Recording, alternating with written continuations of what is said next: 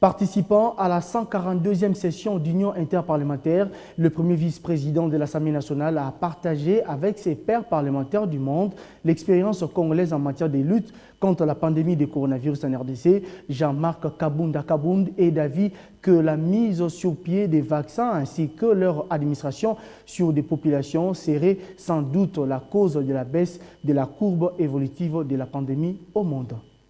Le Parlement de la République démocratique du Congo félicite Monsieur le Président de l'Union interparlementaire pour sa dernière élection, mais aussi tous les nouveaux élus.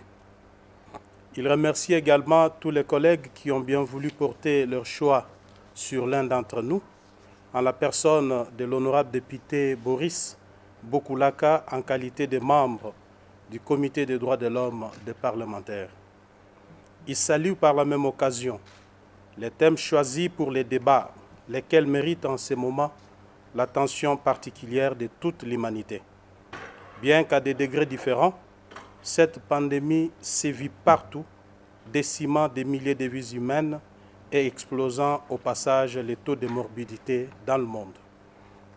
En RDC, le dernier bilan annoncé par le gouvernement fait état de 31 248 cas confirmés à ce jour et de 780 décès, dont 32 parlementaires.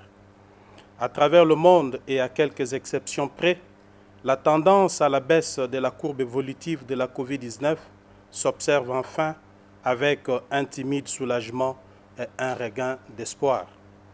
La mise au point de vaccins ainsi que leur administration sur des populations y est sans doute pour beaucoup. Par ailleurs, sur le plan économique, il est indispensable de promouvoir la solidarité entre les pays riches et ceux à faible revenu, fortement touchés par cette crise sanitaire. Monsieur le Président, le Parlement congolais a effectivement contribué à la lutte contre la Covid-19.